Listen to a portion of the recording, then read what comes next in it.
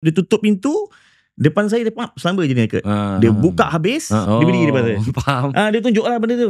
Orang pun nak sangat kat kita tu, sanggup tunggu kita kadang-kadang dekat gym sampai kita balik. We support you everything, head to toe. You nak pakai kereta apa, tak kisahlah apa benda sekali. Dia follow saya sampai masuk toilet, and then dia macam dia tak tahan, dia akan keluarkan satu bunyi masa tu. Dia keluarkan bunyi macam and then dia pergi kat belakang saya, kita nampak daripada mirror, and then you sampai sekarang family dah tahu, ataupun you dah, masa bila first you nak cakap jugalah dekat parents, kata you buat benda ni, ke you tak bagi tahu, you diam je? Saya dah satu sikap, saya tak suka hiding.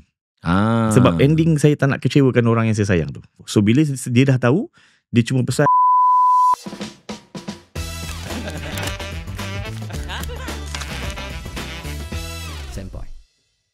Assalamualaikum, hello, hi. Anda bersama saya lagi, Aidin Marcello, dalam podcast I Did It My Way. Baik, thank you so much kepada korang semua yang komen, yang support kita.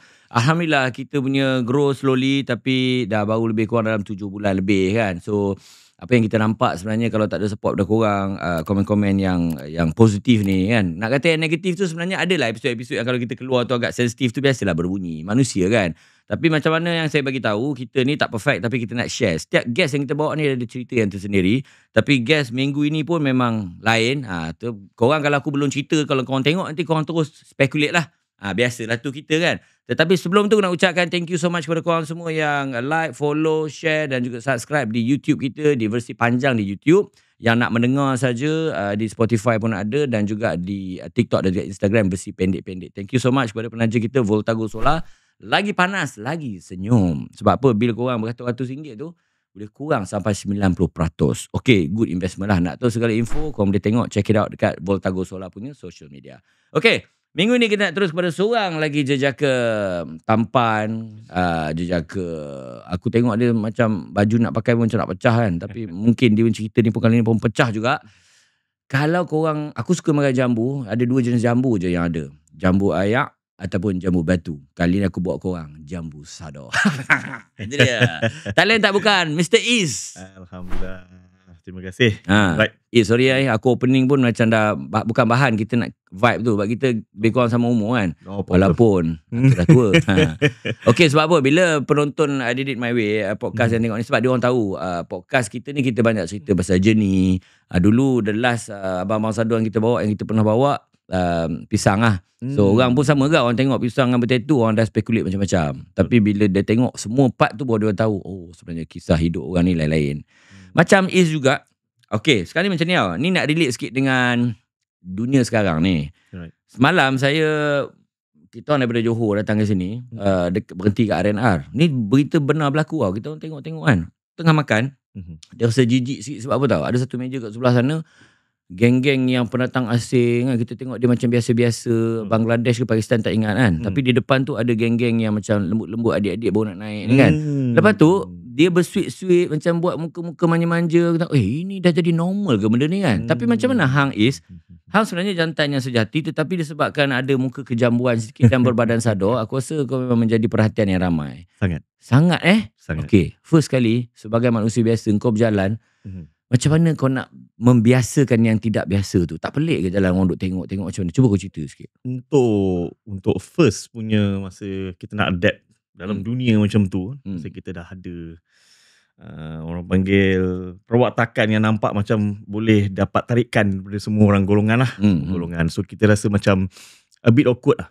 Memang a bit awkward. Kadang-kadang kita tak bagi sign pun, yang diorang rasa kita ada bagi sign dekat diorang, yang macam kita ni macam sejenis macam diorang. Oh, you Yes, of course.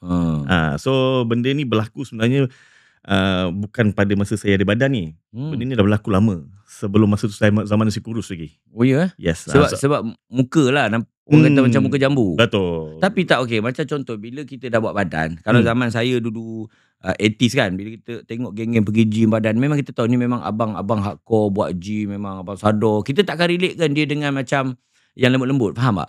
But sekarang kalau kita tengok dekat mall, badan power gila, kita pun jelas tengok badan kan. Tapi jalan kepit contoh kan. Kita tahu alamak kan. So kadang-kadang dia orang ada miss, apa ni orang kata, dah tersalah faham lah. Macam pergi gym pak kan. Nak maintain badan lah kan.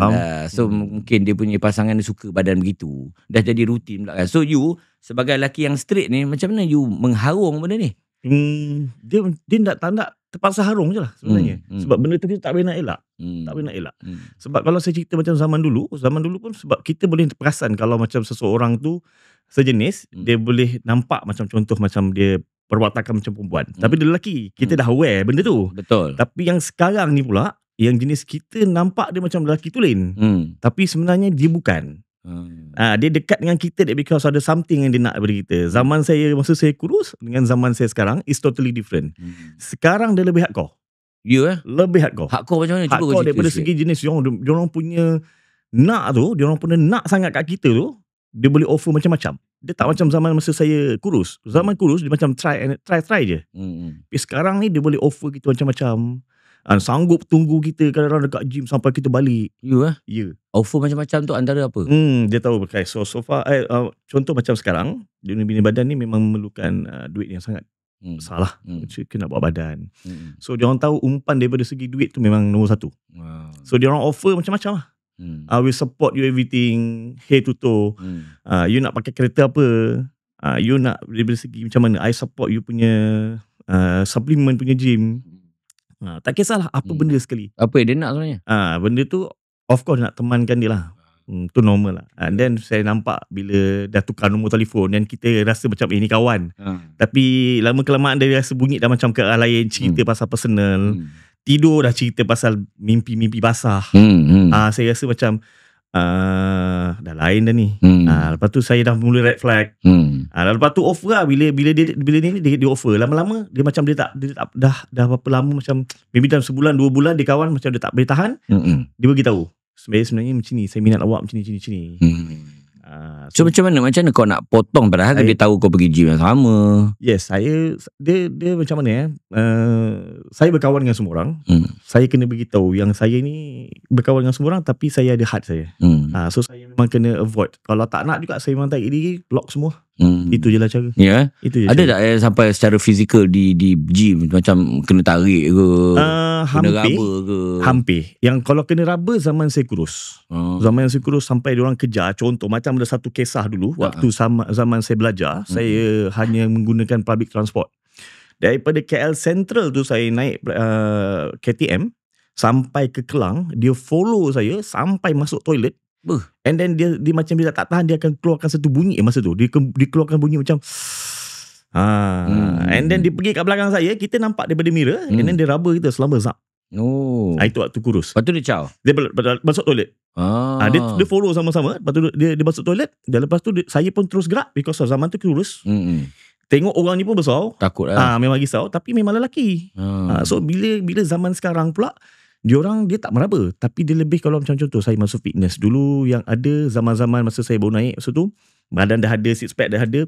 Zaman tu macam fitness first, so itulah. So club fitness macam tu, diorang kan kalau kita dah lepas training kan, kita nak mandi, kita share semua kan. Share toilet, share tempat nak mandi semua kan. Saya sampai satu masa saya rasa macam aku nak masuk toilet, aku nak mandi ni, aku rasa macam tengah mandi, aku rasa macam dia mengintai. Dan lagi saya tengah atas, betul dia tengah mengintai. Dia bukannya ketakut dia orang salah faham menonton. Macam kat fitness first ke ataupun tempat gym ni, dia bukan ada tempat yang open mandi semua, tak pakai apa-apa open. Dia ada lah toilet dia. Betul. Tapi boleh rendah lah. Dia boleh rendah. Dia boleh berjengah.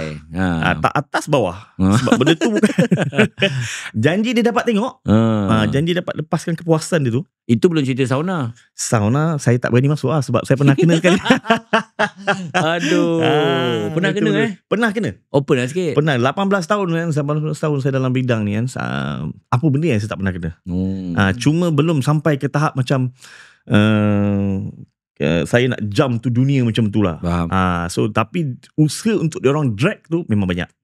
Memang banyak.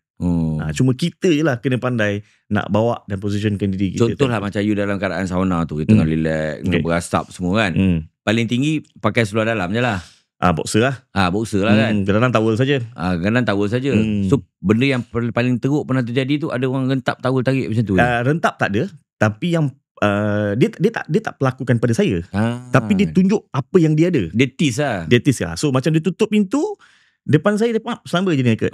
Dia buka habis. Kalau macam dia duduk sebelah saya macam buat tak tahulah. Kita rasa macam man to man. Tak ada hal lah lantak kau lah. Kau ada, aku pun ada. So bila dia rasa macam saya tak ada bagi sign, saya buat tak tahu je. Dia dekat lah. Dia dekat. Lepas tu kalau dia nak simbah air yang dekat batu tu, bagi berasap, duduk depan saya. Dia berdiri depan saya. Faham. Dia tunjuk lah benda tu. So saya masa tu nasib patutnya baik. kau tak ambil dia, kau letakkan sekali kat dalam Sepatutnya. batu berasap tu. Takut jadi lain. Yalah, betul. Sampai tahap macam tu. Jadi maksudnya saya pun pernah mengalami benda yang perangai macam ni. Dia kadang-kadang dia saja buat bodoh je kan kat gym kan. Dia datang-datang dia buka, buat macam biasa. Betul. Padahal cakap orang korang ni kadang-kadang yang dah tua pun ada kan. So kita lah kena mencari jalan keluar lah. Betul. So okay, cerita tadi masa kecil, badan kurus semua mana start kan. Sebenarnya Is ni orang mana? Daripada mana? Saya asal orang kampung, Kuala Selangor. Oh, Kuala Selangor. Asal Kuala Selangor, membesar dengan keluarga yang B40, ayah kerajaan, kerja kerajaan, government. And then mak tak bekerja. Daripada 6 adik-beradik ni, kita orang memang golongan ni agak struggle lah, susah. So daripada situ saya ni sekolah macam biasa juga. Sekolah biasa sampai tingkatan 3, tingkatan 4, tingkatan 5 saya masuk teknik. And then daripada sekolah teknik tu saya belajar hidup sendiri. Belajar hidup sendiri semua. Dan saya pula anak sulung. Saya anak sulung. And then saya pula the only one yang masuk asrama. Belajar sendiri semua benda. Lepas SPM? Ya, lepas SPM. So lepas SPM saya sambung belajar lagi diploma. So saya kalau bab akademik ni memang saya agak kurang. Sebab saya lebih daripada zaman sekolah sampailah sekarang saya lebih pada sukan-sukan ni. Memang saya minat sukan ni. So ada adik-adik lain, ada lelaki ada juga? Seorang je perempuan, lain semua lelaki. So ada 6 orang. 6 orang kan? 6 orang. Total so tolak you tinggal 5, seorang je lah perempuan. Perempuan last? Betul. Oh, okay. Adik perempuan tu berapa banyak dia punya bonzer kau nak lepas tu kan. Okay, so daripada zaman sekolah you minat sukan, maksudnya antara masa kat sekolah semua kat Kuala Selangor lah?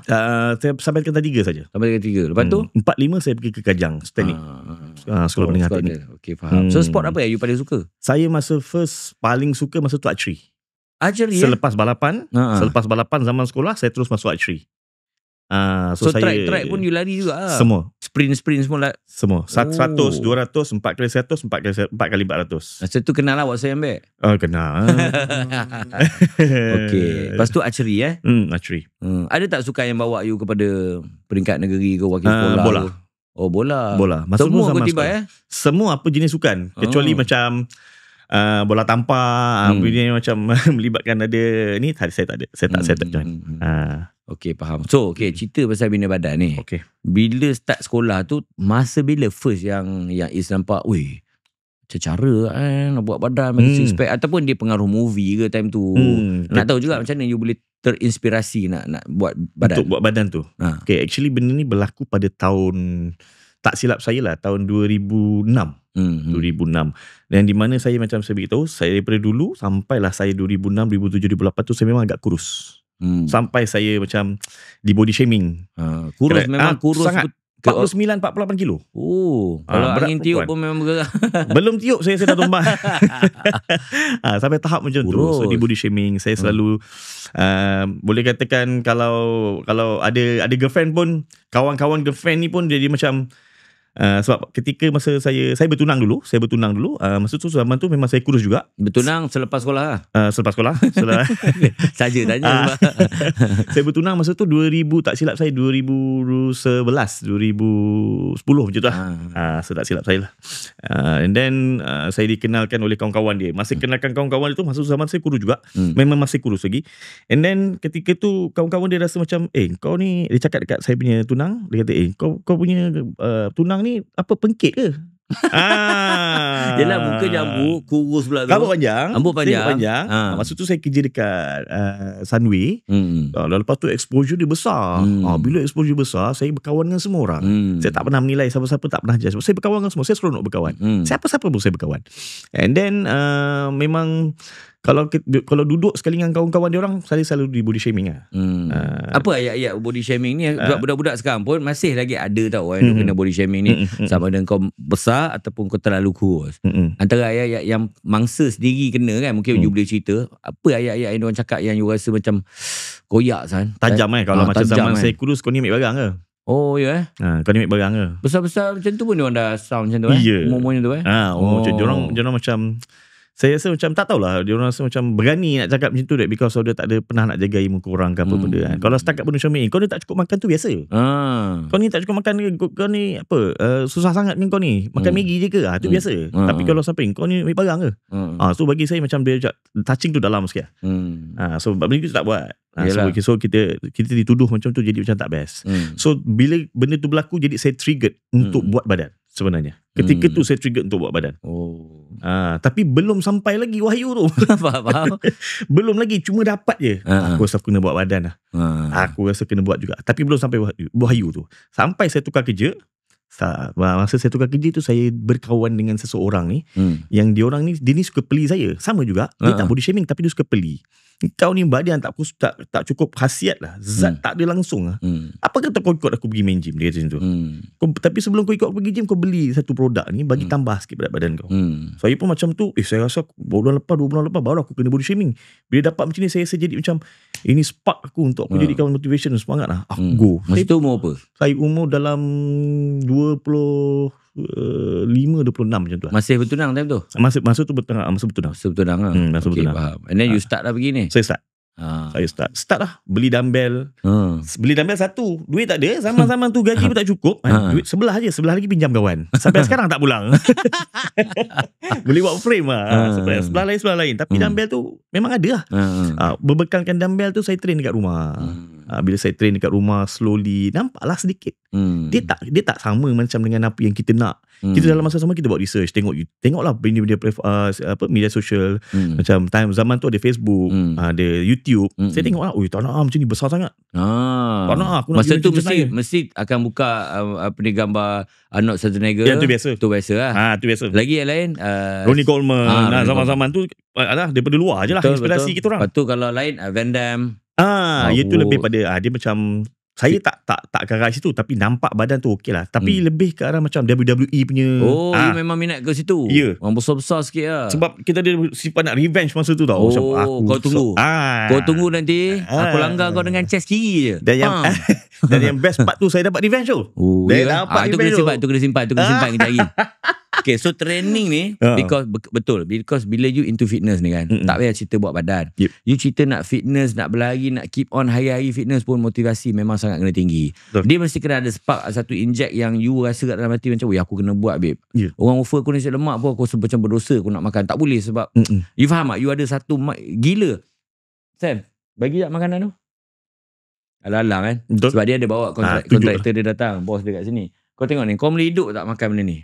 Ini ialah makanan hamster, kau tahu tak? Aku pernah cuba makan, ya Allah tak boleh nak belah. Dia boleh bawa satu bakul macam nak pergi piknik ni. Ni makanan ni. Ini makanan diorang, makanan ruji. Macam kita yang biasa-biasa duduk saja boleh makan Maggi. Dia orang makan benda ni babe, punya melekat nak kena minum air. Betul. Aku pun pernah dipaksa makan benda ni Pernah. Orang yang sama juga yang datang ni paksa. Tapi hasil tak korang lah. Sebab aku mungkin banyak alasan kan. Thank you Sam. So shout out to Sam juga. Nanti kita bawa. Dia tak nak keluar, dia nak special episode mungkin. Dia pun busy nak ada com kan. Okay. So makanan-makanan tadi kita cerita kan, you pergi training, you kena ada satu motivasi. So start pada tu duit you pun kurang, dumbbell pun dapat beli satu je. Betul. So macam mana you dah nak target yang you nak achieve dengan magazine you tengok tu, berapa lama yang ambil masa, macam mana disiplin you, cerita sikit. Okay, bila kita dah start dengan perubahan demi perubahan, yang paling ketara dan akan paling ketara lah yang akan nampak adalah kawan-kawan kita keliling. Masa ketika zaman tu saya kerja dekat dalam shopping mall.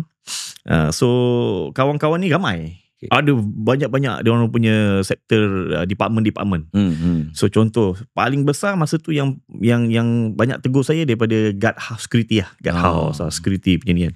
So dia orang ni datang daripada bukan Malaysia, bukan lokal je. Daripada banyak, Nepal, Myanmar semua. So dia kata, bos, sudah cantik badan bos, sudah besar.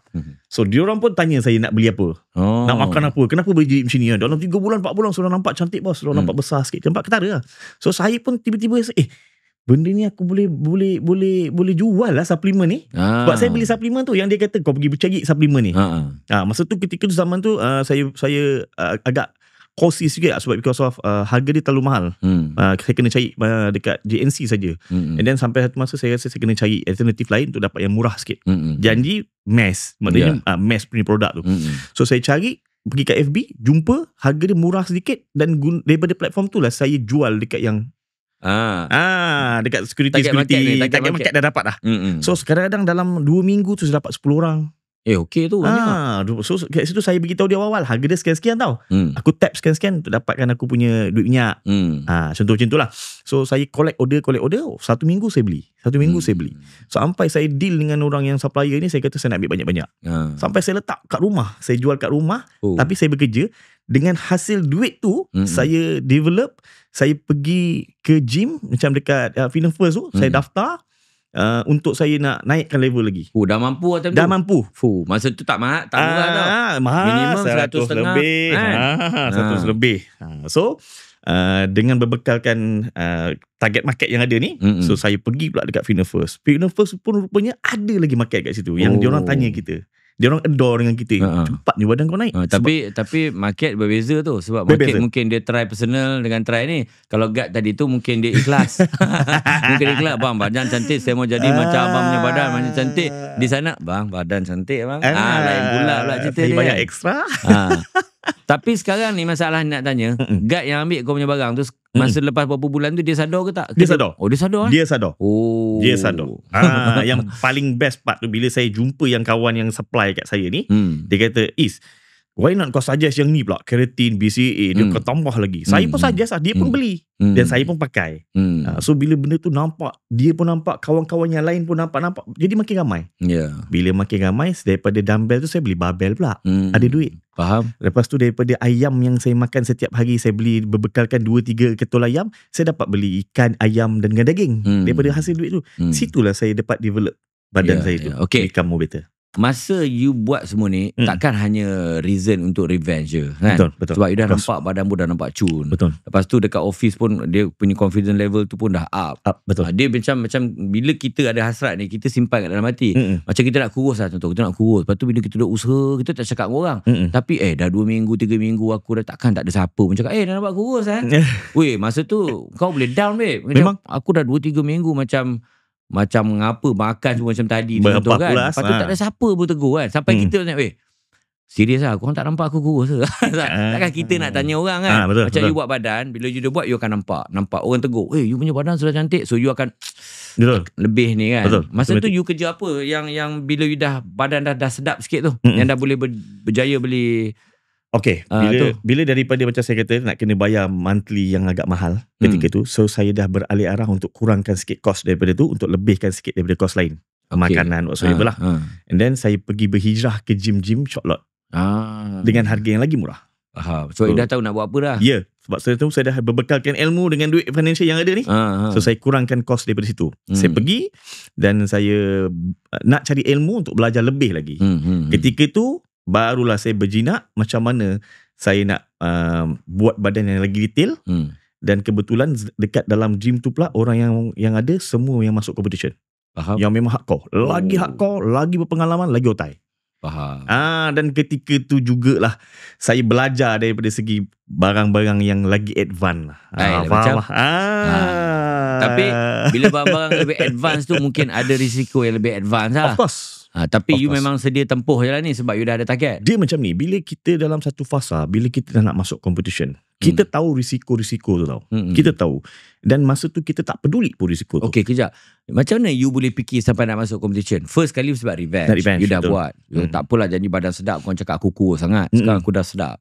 So bila you dah jumpa orang yang selalu body shaming itu kan, dia pun tak cakap apalah, sebab dia tengok badan you dah cantik lah. Tapi from time to time you ada kerja hakiki you buat ni. Betul. Kenapa I dengar ni sekarang dia dah macam kerja hakiki ini buat badan sini. Tapi sekarang dia dah macam gini, lepas tu dia nak begini. Betul. So memang you ada mission sebenarnya, memang you nak buat badan untuk masuk kom. Tak ada Tak ada. Sebab saya masa tu cuma nak naikkan berat badan. Revenge tu sebenarnya sebagai spark saja. And then ketika hampir setahun yang saya buat badan tu, saya dah lupa dah sebenarnya nak buat revenge tu. Saya dah lupa. Saya dah pergi, bila saya dah join dengan yang grup satu lagi ni, dah mau pergi letakkan diri saya nak pergi competition, saya nak lebih baikkan diri saya ni. So saya dah lupa dah pasal nak revenge tu. Saya dah lupa. And then sampailah satu tahap yang dia orang kata, kalau kau nak jadi lagi macam ni, kau kena tengok macam ni. So badan kau kena lagi macam ni. So boleh ke bang? Boleh. Tapi kau kena kau kena tahu berapa dia punya dos, berapa keperluan yang kau kena pakai. Tapi aku cakap tu terang, benda ni ada risiko-risiko. Time tu kita tak peduli. Muda kan? Muda satu. Tapi kita tahu risiko tu, tapi kita dah tak peduli. Janji aku nak dapat badan macam tu untuk condition stage. Saya pun langgar. Langgar yang di mana saya pun tak pedulikan pasal benda-benda yang risiko ataupun consequences dia. Saya langgar. Sampailah saya buat dan saya menang competition tu. Wow. Dan saya remain benda yang saya buat tu selama 5 tahun. Tanpa saya fikirkan apa kesihatan saya. Faham? Okay, first sebab you anak sulung. Betul. You kira jadi abang long untuk keluarga dan ada parents. Parents masih ada? Ada. Okay. Ayah dah meninggal. Okay. So masa tu kira mak ayah memang harap kat you lah. Of course. So you tahu benda ni, you dah buat benda yang baik, tak ada apa semua. Tiba-tiba bila you nak melanggar satu benda ni, yang you seorang je yang tahu. You sampai sekarang family dah tahu, ataupun you dah masa bila first you nak cakap jugalah dekat parents kata you buat benda ni, ke you tak bagi tahu, you diam je? Saya dah satu sikap, saya tak suka hiding. Sebab ending saya tak nak kecewakan orang yang saya sayang tu. Sebab tu saya kalau ada apa-apa saya just beritahu saja. Tapi saya beritahu, saya bukan minta permission. Ya ataupun tidak. Saya beritahu just nak beritahu saja. Yang itu memang saya akan buat. Saya akan ambil kat benda tu. Tapi saya beritahu. So bila dia dah tahu, dia cuma pesan jaga makan. Kalau boleh jangan pakai. Dia cuma pesan lah. Mak ayah kita cuma pesan macam tu lah. Siapa tak risau. Betul. Semua kita berasa InsyaAllah mak, orang jaga. Orang bukan makan tak elok. Benda tu je yang kita rasa benda tu boleh membantu kita lebih baik.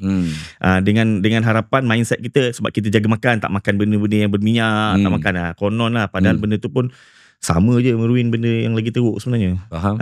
Dia akan lagi teruk. So tak nak dia macam mana pun saya kena buat because of itu kriteria spek badan yang kena ada, yang saya kena. Okay.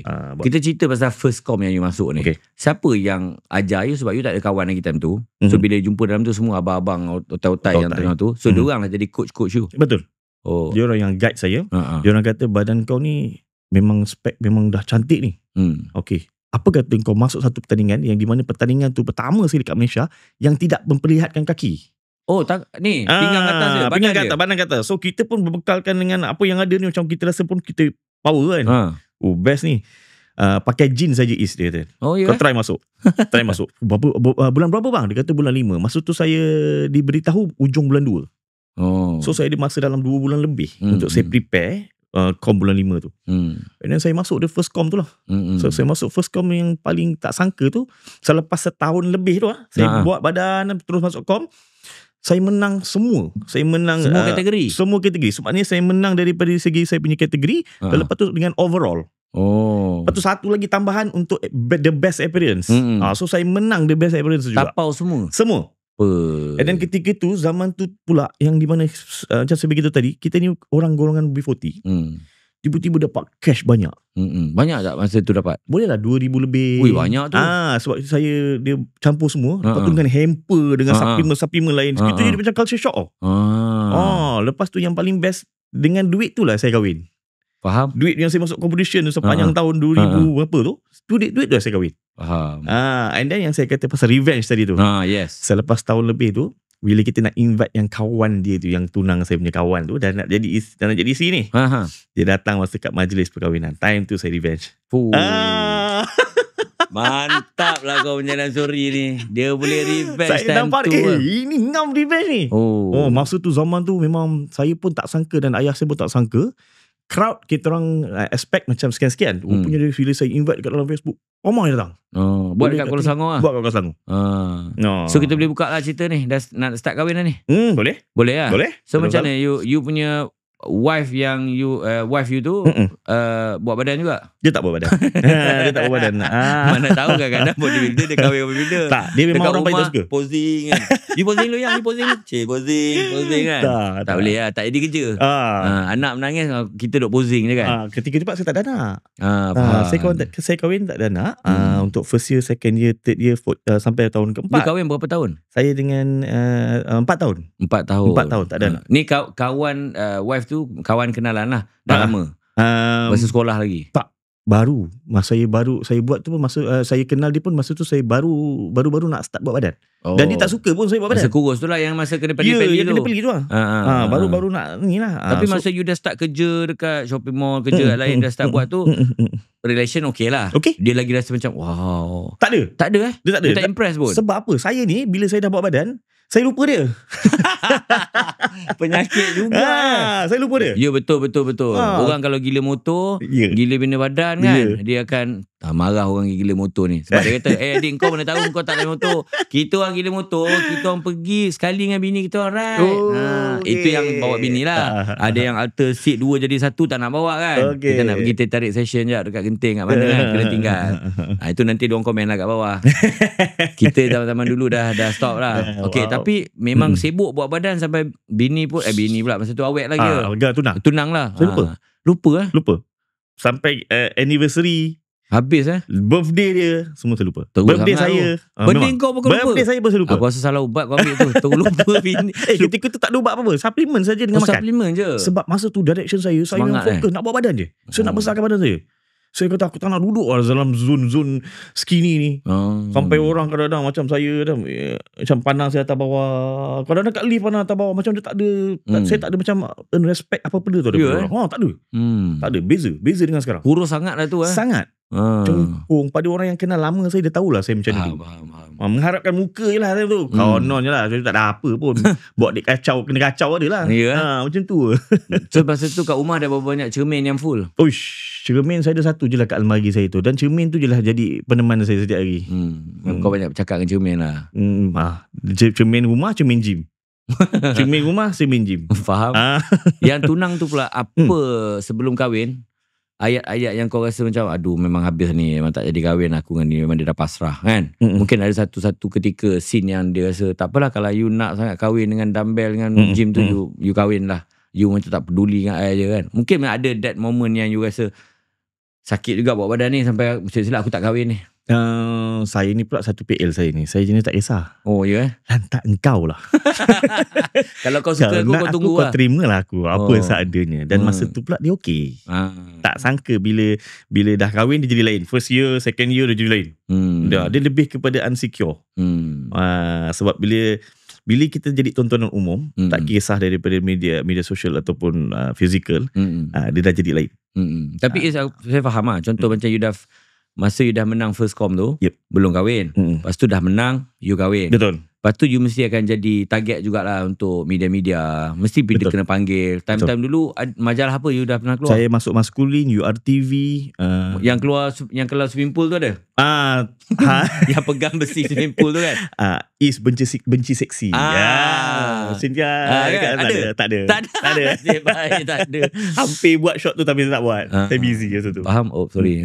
Okay, so jadi kau lantak je, lepas tu kahwin lah. Betul. Okay lah, kahwin and then berlangsung kat Kuala Selangor, dah kahwin. Okay, kau cerita sikit. Sekarang ni kita nak dengar cerita revenge part tu. Revenge tu sebenarnya kau tak adalah sakit hati yang kau berdendam sangat. Tapi dia meminta.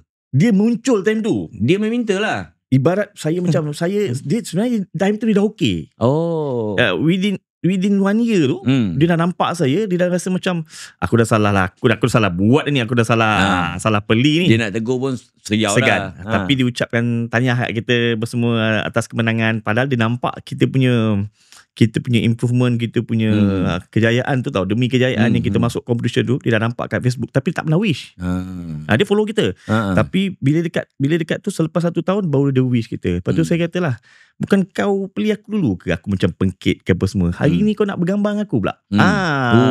Itu je. Saya revenge. Saya rasa macam paling best. Ambil gambar dia ambil gambar dengan saya.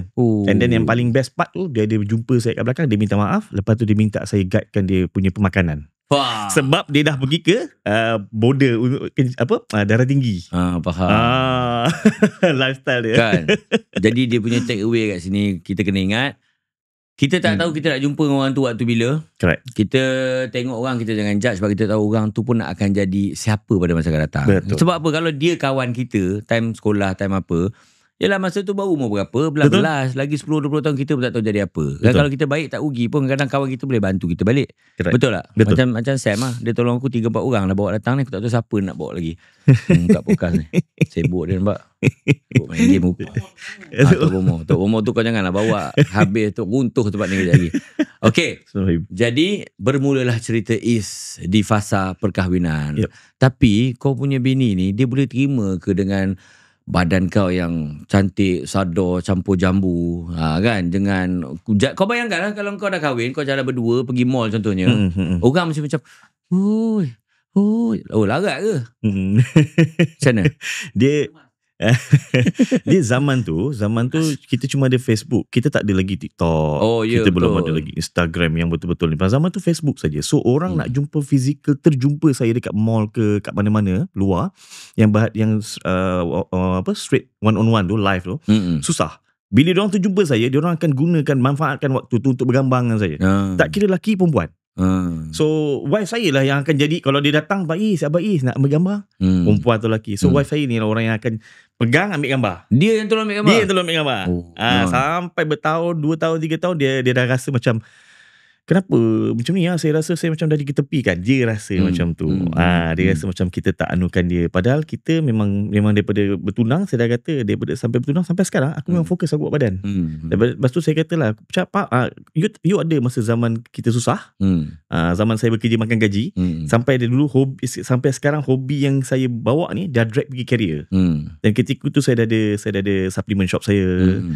Saya masa tu baru planning nak buat gym sendiri. Saya kata you kena ada dengan saya sampai kita betul-betul berjaya. Awak dah rasa saya macam dah dipandang orang, awak rasa saya dah berjaya. Sebenarnya belum lagi. So banyak lagi benda yang kita kena tempuh. So dekat situ dia dah start mula rasa macam, saya macam tak suka lah bila ada orang nak bergambar dengan awak. Mula-mula dah okey lah, lama dah tak okey dah. Saya tak suka bila ada orang DM awak. Kalau DM tak boleh cakap, DM daripada, tak kisah, daripada semua sosial media, berlambat-lambat. Laki, perempuan, mak orang, bini orang, tak kisah, janda apa, semua berlambat-lambat. Dan saya pula jenis saya buka je. Bacalah, nak baca. Open saya open je. Sebab saya tak suka hiding. So kalau dia nak baca pun dia bacalah. Baca. Ada ke sampai bini orang mak janda semua pun ada dia? Ada. Gila. Yang paling best 2 tahun setahun lepas lah, yang paling best lah. Ini baru lagi. Yang sampai sebab sekarang dah macam-macam advance tau. Dia orang gunakan muka saya ni sebagai untuk tipu, scam orang, bercinta dalam media sosial. Macam sampai gambar profile lah semua tu. Dan diorang ni saya pun pelik kenapa percaya. Bagi duit, bercinta sampai setahun, tak jumpa-jumpa live, tapi bercinta dalam media sosial, back in duit. Saya kata sampai tu. And then end up dia rasa macam dia ditipu. Ditipu. Dia cari saya sebab dia kata saya block dia. Dia cari saya sampai kat gym. Lepas tu bila dia cari kat gym, dia jumpa orang yang betul. Saya kata, kenapa awak buat tak tahu kat saya? Saya kata, siapa akak? Saya kata, awak tak kenal ke? Saya tak kenal, sumpah.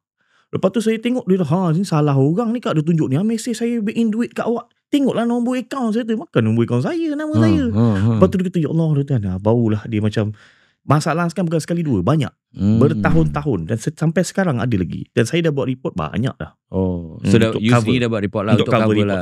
Betul-betul. Ada yang bercinta dengan bini orang, laki dia cari saya. Banyak. Ya? Ada sama nak bertumbuk pun ada lah. Diorang fikir banyak kali gak lah. Sebab diorang pun kadang, saya rasa semua ada otak kan. Diorang fikir balik kan. Sebab saya pun cakap, bang, abang check betul-betul, saya ke siapa tu bang? Lepas tu bila kita slow talk, baru dia nampak, mak, bini saya yang problem bang. Abang pergi check ni, mak, saya bukan saya tu. Dia bercinta dengan orang lain. Memang muka saya. Beritahu orang buat report. Macam tu lah. Sampai macam tu, gila. Sampai macam tu tahap sekarang. Kreatif dia orang. Sangat. Dia kan gunakan apa saja untuk lagi-lagi duit lah sekarang. Okay, tadi you cerita pasal you punya first perkahwinan tu, sampai 4 tahun lebih, maksudnya berhenti sampai 4 tahun lebih. Dia sebenarnya saya gagal. Kenapa awak cakap awak gagal? Kenapa tak perkahwinan tu yang gagal? Sebab saya rasa saya ni lepas pasang voltago solar, panel semua dah pasang dan dah function secara normalnya, bulan-bulan saya punya jimat dia memang luar biasa. Lebih daripada 90%, hanya lebih kurang RM40 saja sebulan.